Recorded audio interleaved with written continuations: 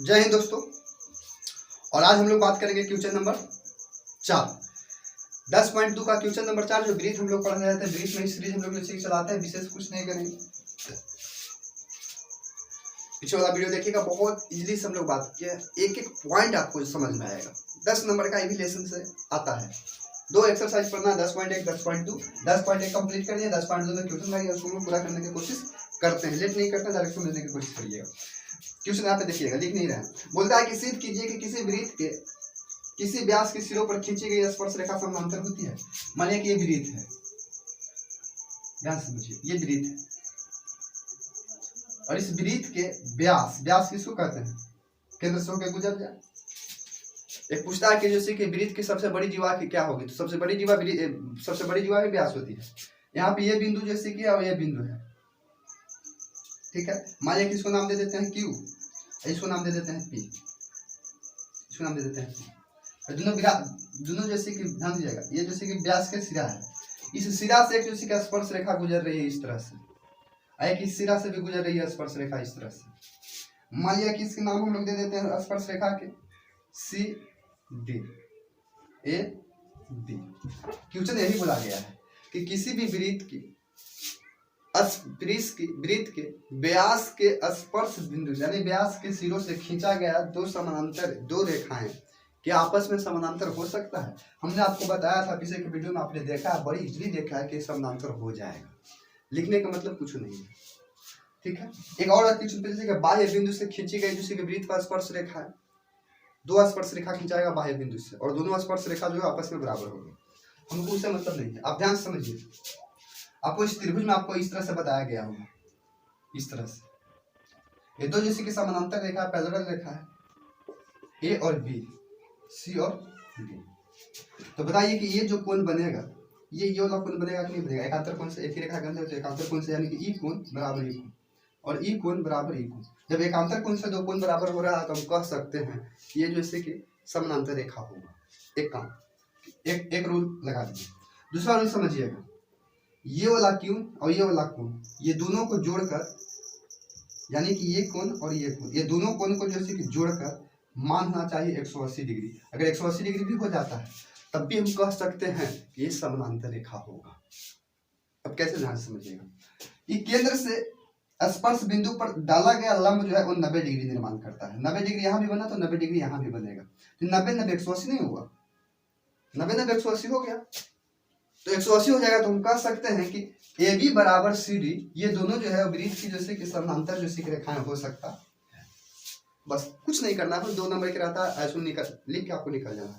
देखिए हम लोग लिखते हैं जैसे कि हल में क्या करता है कि माना कि त्रिज्या पर लंब होती है। लंब होने का मतलब हम कह सकते हैं, लंब होने का मतलब कि OQ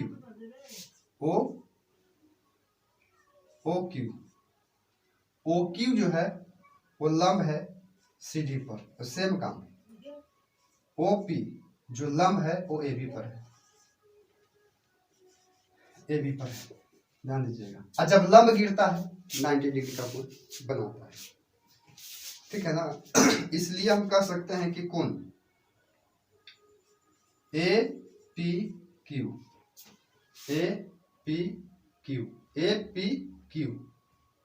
यानी हाई वाला बराबर होगा कोण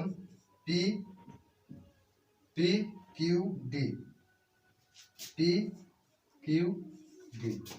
APQ बराबर होगा PQD, यानी कि ये वाला बराबर होगा। कैसे होगा भैया? एकांतर कोण से बराबर होगा, एकांतर कोण से बराबर होगा। इसलिए हम कह सकते हैं कि AB समानांतर है CD का। बस AB समानांतर है CD का, विशेष कुछ नहीं करना, इतना भी कर देंगे तो काफी है।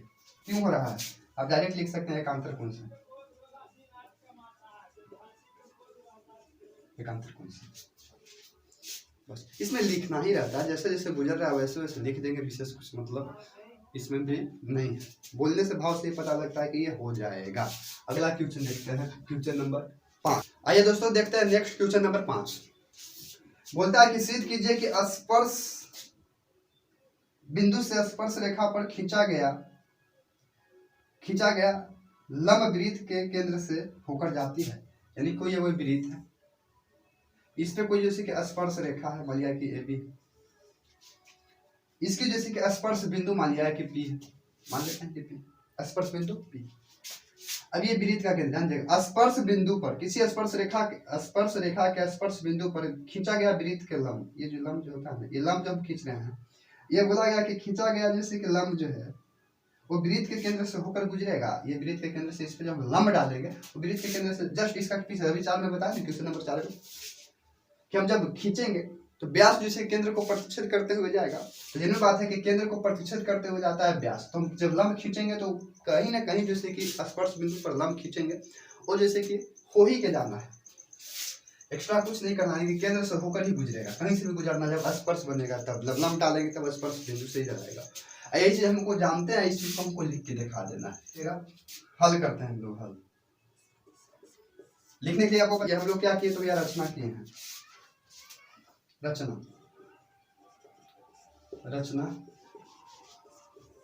की। अब बताइए, ये भी जैसे कि लंबे है और ये भी जैसे कि लंबे है, दोनों ये लंब है, तो आप अपने से बताइए कि क्या लंब जैसे कि तिरछा होगा, इस तरह से ये लंब नहीं बन के तो जीवा बन जाएगा। हम कह सकते हैं कि ध्यान दीजिएगा, ओ पी बी भी वृत्त का लंब है और क्यू पी बी भी वृत्त का लंब है, लेकिन क्यू पी बी वृत्त का लंब बनना संभव नहीं होगा। इसलिए नहीं होगा क्योंकि लंब जो होती है वो डायरेक्ट 90 डिग्री का कोण बनाती है। लंब जो होती है किसी भी जैसे स्पर्श बिंदु पर जो गिरती है उस पर जो शिखर 90 डिग्री का कोण बनाती है, लेकिन यहाँ पे जब इस क्यू को हम लिए तो 90 डिग्री नहीं बना के 90 डिग्री से कम बनाता है। इसलिए हम कह सकते हैं कि जैसे कि लंब बनना जैसे संभव नहीं है, इसलिए जैसे कि कोण जैसे ए पी ओ बी ही संभव है वृत्त का बनना। इसलिए आपको जैसे कि बना लेना है, एक्स्ट्रा कुछ नहीं करना है। गया कि 2 सेकेंडरी वृत्त की त्रिज्या, नहीं क्वेश्चन नंबर 6, एक बिंदु ए से जो वृत्त के केंद्र से, एक बिंदु ए मान लिया कोई एक वृत्त ले लेना है, इस पे कोई एक बिंदु जैसे कि ए है, ठीक है, इधर जैसे कि ओ है, वृत्त का केंद्र होगा ओ।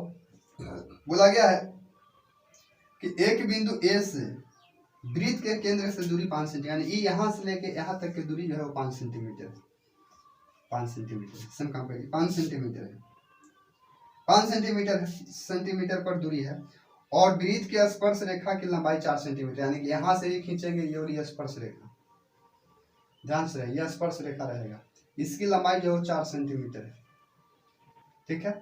तो 4 सेंटीमीटर है तो वृत्त की त्रिज्या ज्ञात करें, यानी कि यहाँ से यहाँ तक जो गिरेगा इसको क्या बोलते हैं, त्रिज्या, ए मानिए, इसको बी मान लेते हैं। हल में आप करिएगा, कुछ नहीं करना है, हल में ओ वृत्त की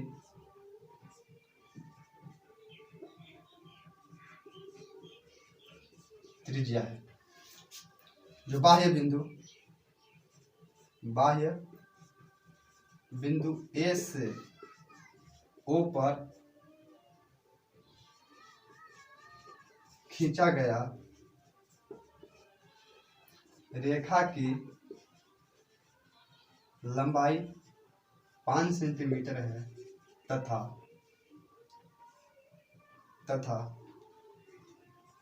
ए से बी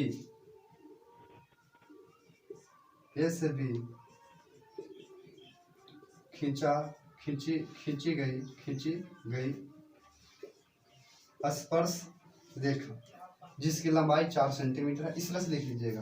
तो ओबी का मान ज्ञात करना है, बस कुछ नहीं करना है, देखना ये 5 है, ये 4 है, 90 डिग्री बनता है, इसके सामने जैसे कर्ण बनेगा, ये जैसे कि आपका कुछ बनेगा, जब ये कर्ण बनेगा तो पी होता है, लंब होता है, बी होता है, कर्ण भी दिया है तो पी को ज्ञात करना है, सब सूत्र करना है, ठीक है। सूत्र क्या होता है ध्यान दीजिएगा, ओ ए यानी कि कर्ण के स्क्वायर बराबर होता है, कुछ होता है ओ बी के स्क्वायर प्लस बी ए के स्क्वायर, ओ ए कितना है 5 सेंटीमीटर के स्क्वायर, ओ ए जो है वो 5 सेंटीमीटर के स्क्वायर प्लस ओ बी नहीं दिया, ओ बी क्योंकि हम लोगों को याद करना है, और प्लस जैसे कि दिया गया है 4 सेंटीमीटर, यानी कि 4 के स्क्वायर समझिए, तो 5 के स्क्वायर हो जाएगा 25 बराबर ओ बी इक्वल टू हो जाएगा जैसे कि 16, 25 16 घटेगा स्क्वायर रहेगा 16 16 25 16 घटेगा तो हो जाएगा कितना 9 16 9 25 25 जैसे कि ओबी के स्क्वायर घटाएंगे तो यहाँ पे 3 हो जाएगा 3 सेंटीमीटर 3 सेंटीमीटर हो जाएगा। ठीक, विशेष कुछ नहीं करना, लिखने के लिए अभाव समझिएगा। 3 सेंटीमीटर होगा। ऑब्जेक्टिव टाइप के भी पूछता है, आप देखते ही इसको साथ धुआं उड़ा दीजिएगा। वीडियो पसंद आए तो लाइक सब्सक्राइब शेयर जरूर करते रहिएगा। आते हैं नेक्स्ट अगले वीडियो में।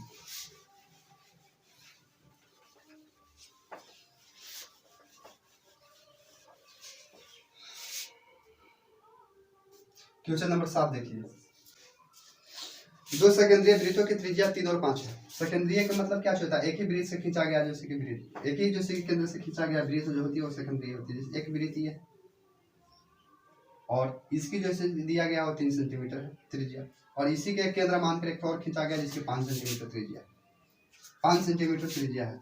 मान लिया कि ये वाला बिंदु है यहाँ से यहाँ तक, ये जैसे कि 3 सेंटीमीटर है। दो जैसे कि वृत्त है, एक बड़ा है तथा छोटा है। ध्यान दीजिएगा, दो सेकेंडरी वृत्तों की त्रिज्या 5 सेंटीमीटर और 3 सेंटीमीटर है। बड़े वृत्त की जीवा की लंबाई उस वृत्त के उस ज्ञात कीजिए जो वृत्त दो सेकेंडरी वृत्त की त्रिज्या 5 सेंटीमीटर और 3 सेंटीमीटर है। बड़े वृत्त की उस जीवा की लंबाई ज्ञात कीजिए जो छोटे वृत्त को स्पर्श करता है। बड़े वृत्त की जीवा जो है वो छोटे जैसे कि इसका जो स्पर्श करता है, छोटा वृत्त को क्या करता है तो स्पर्श करता है। यह मान लिया कि ए बी कोई है रेखा, ये बड़ा वृत्त के लिए जीवा है और छोटका के लिए स्पर्श बिंदु। जाने दो, आगे बोला गया था यानी कि ये ओ है, इसकी 3 है, और यहाँ से देखेंगे तो ये पूरा बड़ा वृत्त की त्रिज्या ये 5 सेंटीमीटर है 3 सेंटीमीटर है। बोला गया है कि बड़े वृत्त, ध्यान दीजिएगा, स्पर्श करती है बड़े वृत्त की जीवा की लंबाई, यानी कि बड़ा वृत्त जो है ए बी की लंबाई आपको याद करना है। वर्ड फरमाइएगा, तो ये जैसे कि 3 है ये 5 है, ये 90 डिग्री है तो ये लंबा तो ये भी निकल जाएगा, निकलेगा नहीं निकलेगा। बेस्ट सेम काम अगर इधर भी हम करेंगे इस तरह से, तो इसी का अपोजिट इधर है, तो जब ये जो निकलेगा बी वो बराबर ए भी होगा। तो यहाँ से पाइथागोरस प्रमेय के तरीके से इसको हम लोग निकालेंगे तो ये 3 और 5 के स्क्वायर करेंगे तो यहाँ पे 4 हो जाएगा। ठीक है, ये 4 हो जाएगा तो जैसे कि यहाँ पर मान लिया कि इसको नाम दे देते हैं सी, ए सी 4 होगा तो सी डी भी जैसे कि सी डी भी यहाँ पे भी जैसे कि 4 हो जाएगा। तो 4 + 4 बराबर कुल मिला के कहेंगे तो 8 हो जाएगा। डायरेक्ट आप लिख सकते हैं। उसी प्रकार से आप जैसे